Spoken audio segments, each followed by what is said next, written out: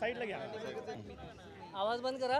ठीक आहे दादा, खरं तर वंचित बहुजन आघाडीच्या अधिकृत उमेदवारांना माघारी घेतल्यानंतर पुरस्कृत उमेदवार म्हणून तुम्ही रिंगणात आलेला आहात आणि काय नेमकी आत्ता भावना आहेत? प्रचाराचा आजचा शेवटचा दिवस आहे। सगळ्यात महत्त्वाची गोष्ट अशी आहे की काँग्रेस आणि भाजपाच्या दोघांच्या पायाखालची जमीन सरकलेली आहे।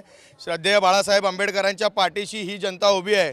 इथला साळी माळी कवळी कोष्टी धनगर मुस्लिम गरजवंत मराठा यांनी बाळासाहेबांना साथ दिलेली आहे। आत्ताच तुम्ही पाहिलं असेल की या ठिकाणी जी गर्दी आहे ही गर्दी पैसे न देता आणलेली गर्दी आहे। काँग्रेस आणि BJP वाले पैसे देऊन गर्दी बोलवत आहेत आणि गर्दी करतायत आणि आमच्या मागे मॉप आहे असं दाखवत आहेत। महत्त्वाची गोष्ट ही आहे की महत्त्वाची गोष्ट अशी आहे की इथे आलेला प्रत्येक कार्यकर्ता हा बाळासाहेबांचा स्वाभिमानी कार्यकर्ता आहे। इथे आलेला प्रत्येक मुस्लिम हा बाळासाहेबांचा कार्यकर्ता आहे। इथे आलेला गरजवंत मराठा हा बाळासाहेबांचा कार्यकर्ता आहे।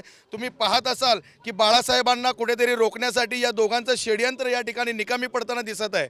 म्हणून महाराष्ट्राचं चित्र हे लवकरच बदलणार आहे आणि संपूर्ण महाराष्ट्रामध्ये वंचितांची सत्ता आल्याशिवाय राहणार नाही। सोलापूर लोकसभेचं चित्र मागच्या निवडणुकीमध्ये वंचितनं बदललेलं होतं, सीट धोक्यात आणली होती।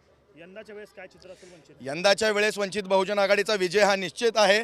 कारण याच्या मागचं कारण असं आहे की गेल्या 75 वर्षाचं पाहिलं तर काँग्रेस आणि या भाजपवाल्यांनी 65 वर्ष काँग्रेसला राज्य दिलं आणि भाजपवाले या विकासाच्या मुद्द्यावर 10 वर्षात या ठिकाणी सत्तेत आले, परंतु यांच्याकडे कोणताही शाश्वत विकास झालेला नाही।